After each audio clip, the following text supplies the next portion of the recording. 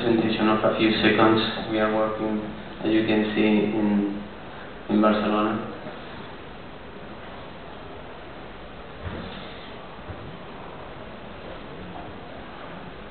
So, the introductory video you can enjoy with the image. This is our center. Now you can see the segmentation of the right ventricle. This is the first step. Now we put the ventricle. You can observe the coronary arteries.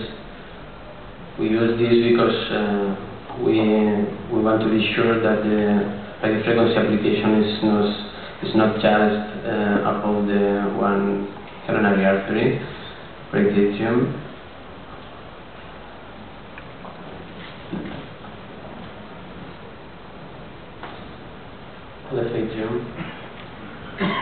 We will use to demonstrate that the fusion with the right ventricular anatomy is also a good fusion for left-sided chambers. Here we are trying to induce the clinical VT, first without isoproterenol, with a standard protocol, and after with bar spacing. Here finally we induce the clinical VT. The clinical VT was well tolerated, but the patient was very uncomfortable with the isoproterenol infusion. Here we are trying to reconstruct the anatomy of the right ventricle, but sometimes we have difficulties with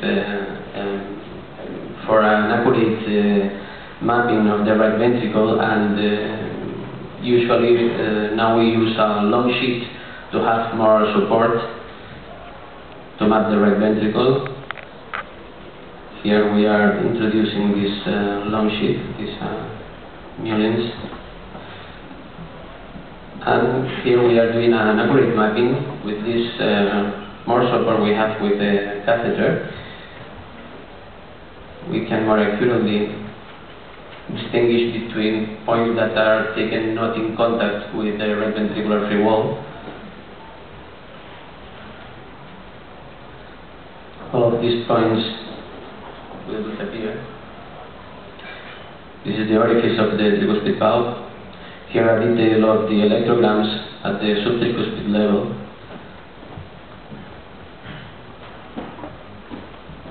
With lead potentials.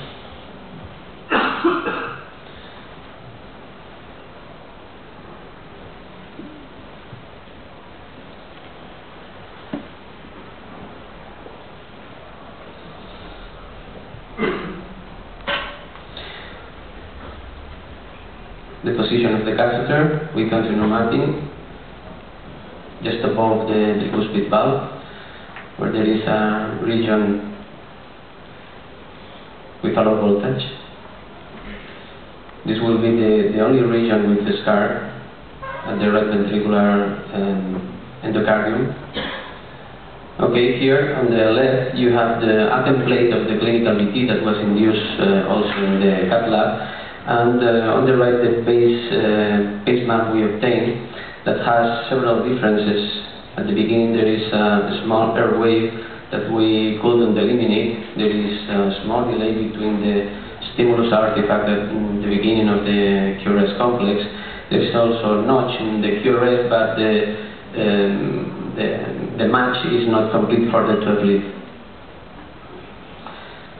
Here you have the small region of scar just above the tricuspid valve, and because the absence of the good QRS map we did it after demonstrate the fusion is corrected to go to the epicardium.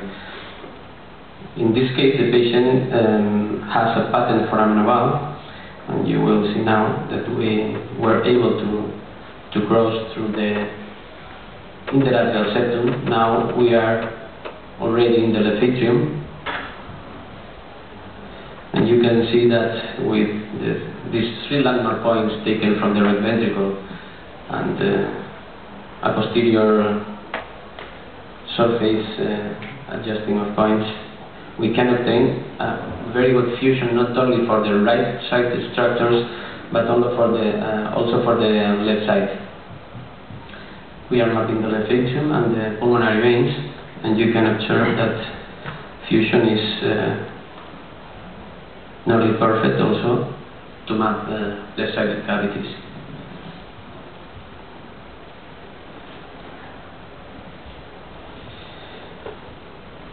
We pull back the catheter to the right atrium.